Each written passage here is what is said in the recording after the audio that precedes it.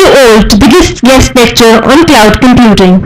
Sir, before I begin, I would like to take a privilege to tell you about RDRS. Our chairman, Sir Shri K.C. Garg, and his wife, Mrs. Anita Garg, established a society, namely Saint Pokhrimal Education Society, to serve the community as a whole. This society operates several institutes of repute under the brand name of Rukmini Devi. We impart knowledge right from kindergarten level such as Rukmini Devi Balvatika to doctorate level courses such as Rukmini Devi Center of Excellence in Computational Nanotechnology. We also have Rukmini Devi Institute of Advanced Studies and Rukmini Devi Public School. Sir, it is an honor for us to inform you that the National Assessment and Accreditation Council (NAC) has accredited its highest ranking grade A to RDRS. The coveted grade was awarded to the institute after an inspection by a peer group of the NAC team which visited the campus a year back. Ladies and gentlemen, now I would like to introduce you all to the guest speaker of the day. We have with us Shri Parth Sarthi. He has obtained his BE degree in Computer Science and Engineering from PS College of Engineering, the University of Mysore.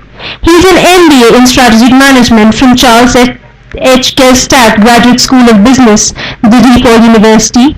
He is a partner in managing the National Technology Risk and Security Service with over 20 years of proven success in developing, managing, and advising global enterprise clients on technology, security, and GRC strategy and solutions. He is responsible at Deloitte for management of national practice, business development, client relationship, and P&L. He is experienced in strategy, design, implementation of solutions for enterprise infrastructure, cloud and non-cloud, security, identity management, entitlement, disaster recovery, business continuity, fault tolerance, contingencies, crisis management, application infrastructure integrity, and last but not the least, the GRC. His success is proven in performing risk assessments, technology and non-technology audits, establishing global compliance programs, managing audits and compliance against regulatory standards or leading practices, and establishing global control environments. He has consulted and provided solutions in the areas of enterprise business, technology strategy, business process optimization, re-engineering, enterprise infrastructure design and optimization, establishing and managing global business and technology operations, and change management. His specialties are in strategic management and providing solutions in the areas of risk management, enterprise security, identity and access management, cloud computing, social media, enterprise network, communication, data and voice infrastructure, governance, risk and compliance, business resiliency, privacy, and last but not the least, data protection. Now, I would like to request Dr. Piyush Dua to please felicitate Sir.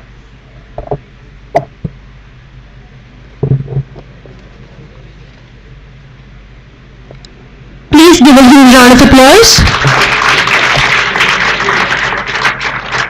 Thank you, sir. Now, without further ado, we would request Sir to kindly open the forum for the session.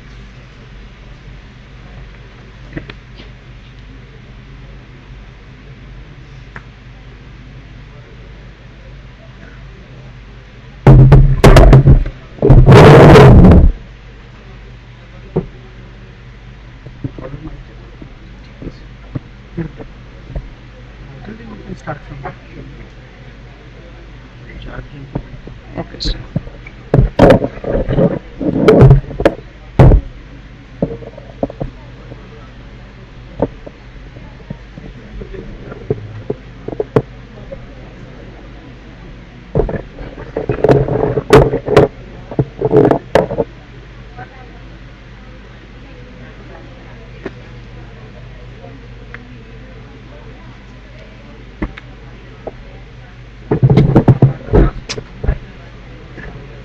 Charges be the point. Yep.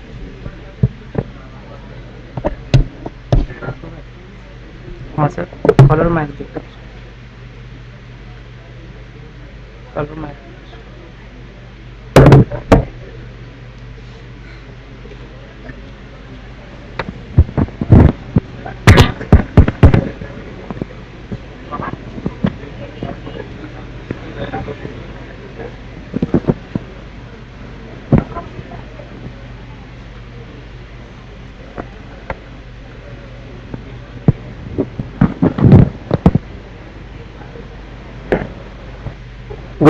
everybody.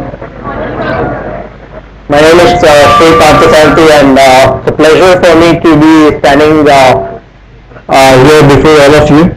And for those of you who do not know, I would like to share that Preeti and I were classmates in school. Okay? So it's a pleasure also in that sense that I'm here presenting in front of the entire class which Preeti manages.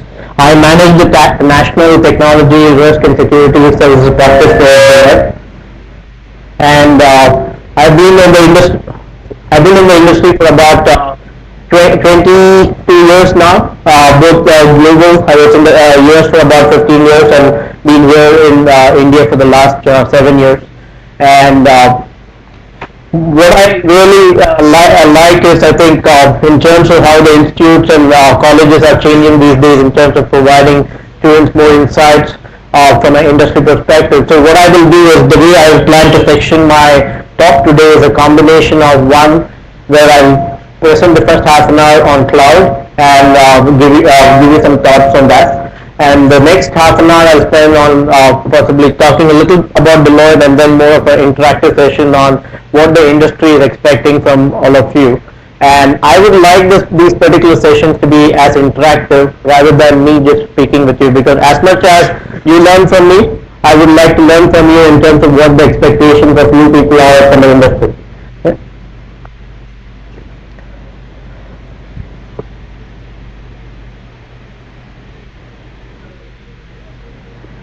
How many of you have heard about the cloud? Okay. Anybody can anybody define what is cloud?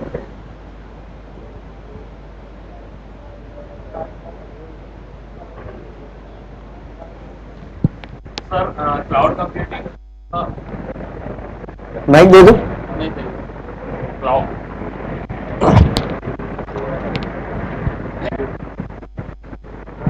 Yeah. It's on.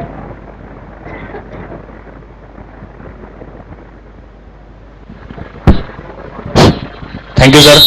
Cloud computing is basically a computing technology that is based on the accessibility of the resources through the thin client, or you can say browser.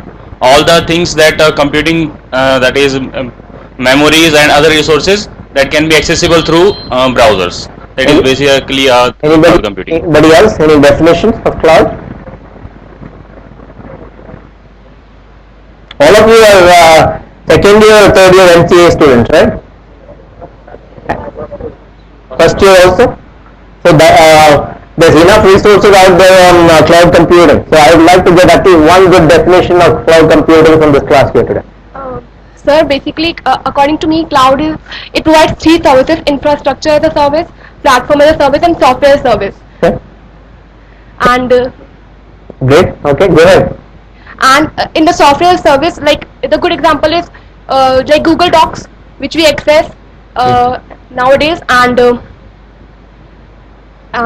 in platform as a service, like iOS is an operating system which provides us a means or a measure, an interface online. Great. How many of you use Facebook? All of you, right? I also use Facebook. Do you know Facebook is on the cloud? Yeah. Right? So why is Facebook considered to be on the cloud? So I think that is what we really have to look at. The principle that you brought up has been there in existence for a long time in terms of thin client or thick client and virtual computing, but the definition that you brought up in terms of infrastructure, software, and I think that's the right way, and Google Docs is a classic example. And one simple example, right? Today I carry my laptop and I carry my iPad. So that tells you that my company is today not completely on the cloud. If my company was completely on the cloud and all of my data was on the cloud, then I don't need to carry this laptop, right? That way I can access all of the computing resources that I have just by using a device, and all that I need is a network connectivity. And biggest thing that we notice is, as people are talking about cloud, I think each of you, as you look at it, so someday you'll be looking for jobs out there in the market. I would say there's enough resources out there on the internet. There's enough resources. enough resources out there in the market on the internet for you to read. I think other than the time that you guys spend on Facebook and other places, I think the time that you spend on actual trying to read up some of these particular information and be more knowledgeable is going to be very important on how you basically face the internet. So let's go into some of the definitions. If you really look at cloud computing, all of you have heard about Facebook, Gmail, LinkedIn, Amazon, right now Google, NetSuite, eBay, Twitter, and the list just goes on, right? Almost all of these very large applications are essentially on the cloud,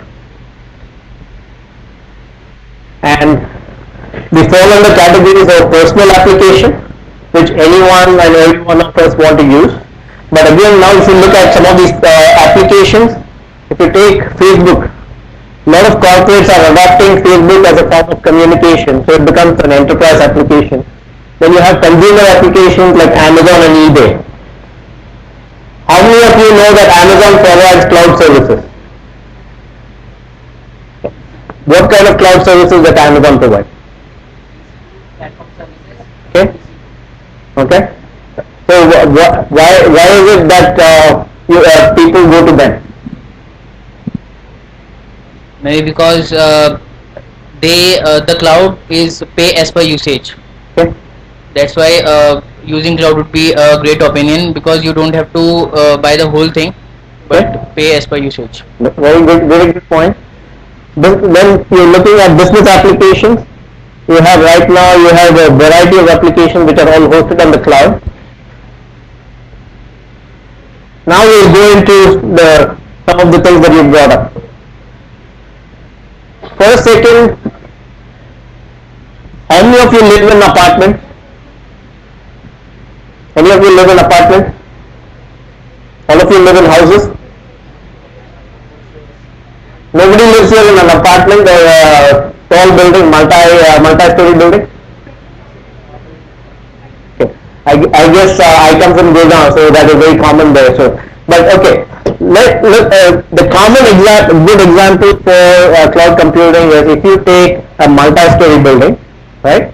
And if you say you're going to have a lot of tenants, each floor you have multiple tenants, you're going to have certain common facilities like the common area, you're going to have electricity, you're going to have certain other features which are common, and certain things which are specific to the apartment, right? So now if you look at cloud computing, the same and apply the same kind of concept, you're going to have some common infrastructure, some common software, some common services, but then at the end of the day, there are going to be certain customized applications and customized data which is specific to a specific set of whether it's a company or whether an individual, you are going to have something specific.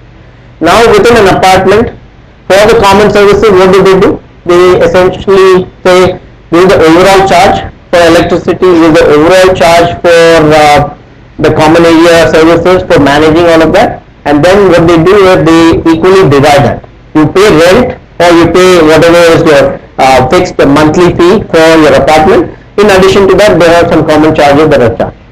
So when you are looking at cloud computing, if you apply the very same principles, it's a shared office building. You pay for office space, meeting rooms, water, heating, electricity as operational expenditure based on what you use. Right? For example, if you take this particular building, if there were multiple colleges occupying this, then what would happen is all of these colleges would actually share the infrastructure and the cost. And one of the things that you do is pay as you go. Today, if you take your telephone service provider, the telephone service provider has towers, he has other infrastructure nationally, but do you pay for it? No. You only pay a subscription. You don't care whether he has 100 towers, 400 towers, whatever. You care that I am signing up for a service and I need to essentially be able to get the service when I want it. If I am making a call and I want to talk, if the call drops, then that is a deterioration of service, and I expect that service to be provided because I am paying the subscription charge. So what you are doing there, you are paying as you go. Similar to that, today if you look at electricity, what do you do with electricity? You just plug your computer or any of your devices into the, and whoever is managing the infrastructure pays for that service. You don't care about the other infrastructure, you don't care about the grid, you don't care about whether it's coming from hydroelectric, you don't care. It's an abstraction of the service and you're only paying for that. So what you're doing here is highly abstract.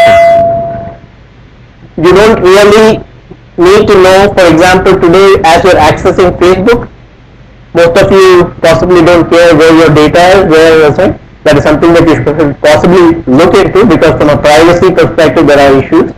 But at the same time, if you're using Facebook, if you're using Gmail, today most of you would never be able to say where your data is stored.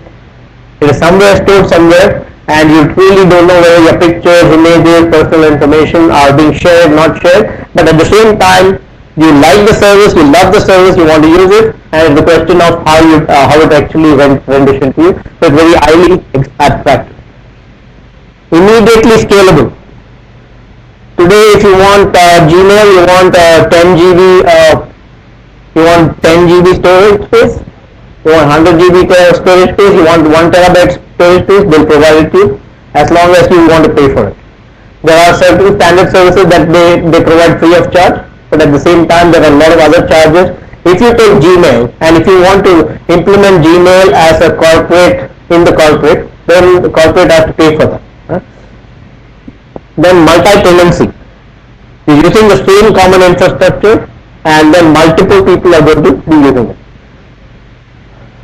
So simple, very simple concept. Shared office. In a shared office, you do not have to care about how electricity, water, building is installed and maintained. It is all taken care of for you. In a shared office building, if you need more space, electricity, you can immediately extend your capacity and meet your needs. In a shared office building, many companies share office space. Very simple concept. So this is something if I hope that sometime in future, if somebody comes and asks you what is cloud computing, most of you will be able to explain. Any questions so far?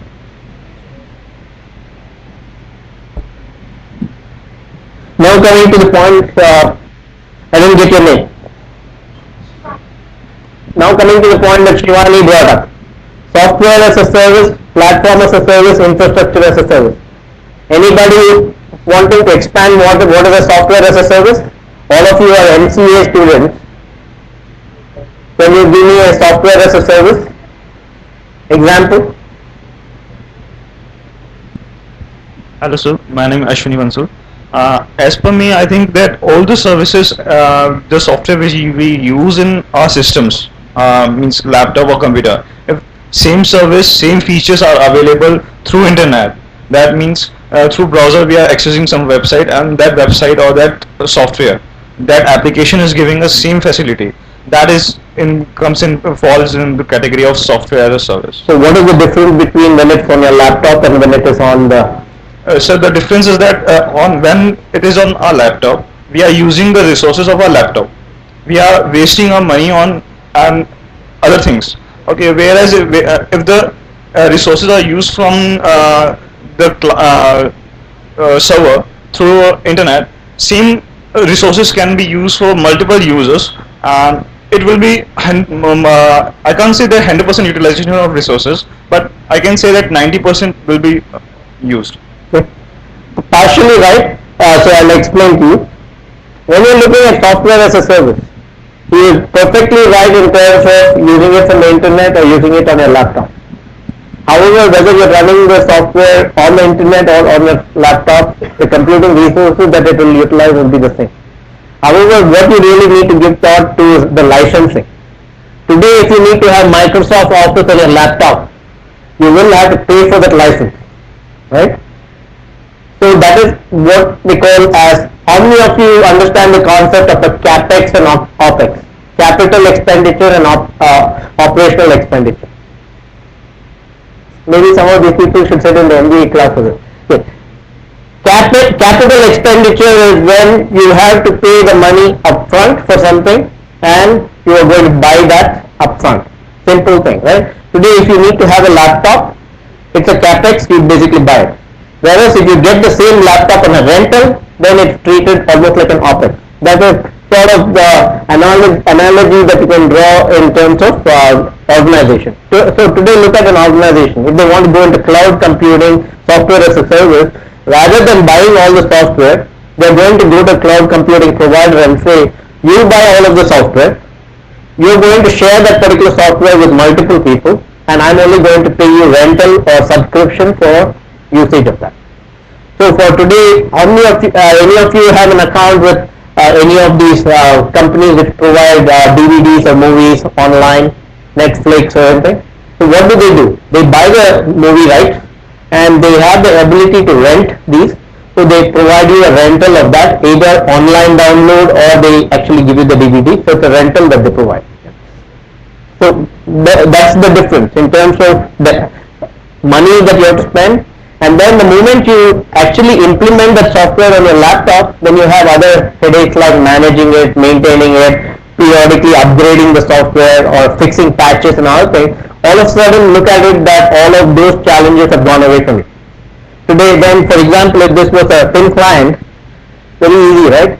All I'm really looking at is an internet connectivity, ability for it to rendition whatever is there on my virtual desktop, which is coming to my desktop.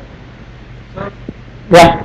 so like if we are using software as a service, so do we have to pay for each computer, like each device, or I have to pay for one and I can use it on multiple computer devices? If you are a provider, how would you provide it? If you are providing the service, if I'm saying I'm going to use it on 10 computers compared to one computer, I will definitely charge for it, but the thing is that the expenditure will reduce the same.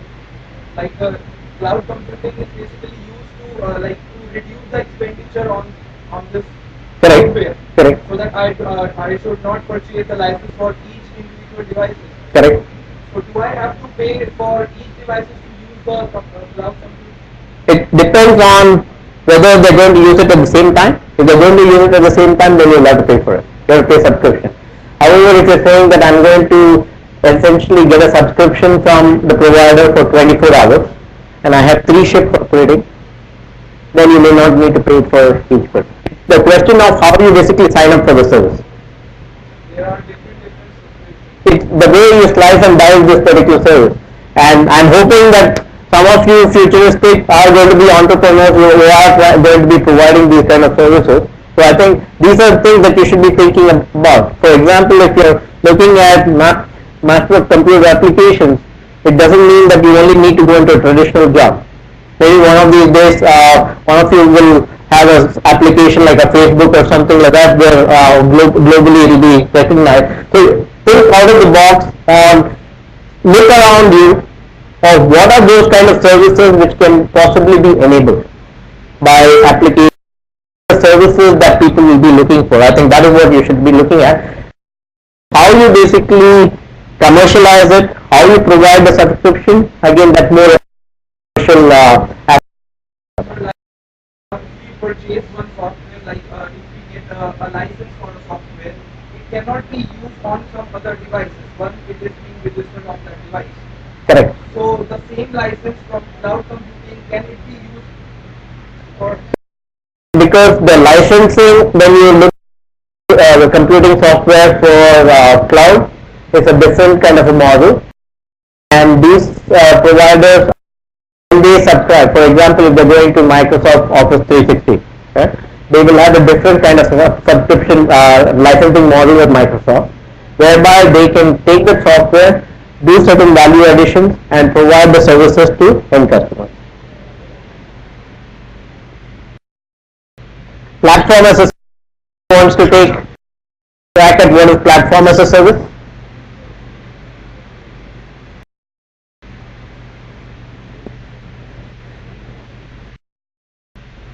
How many of you have computers at home?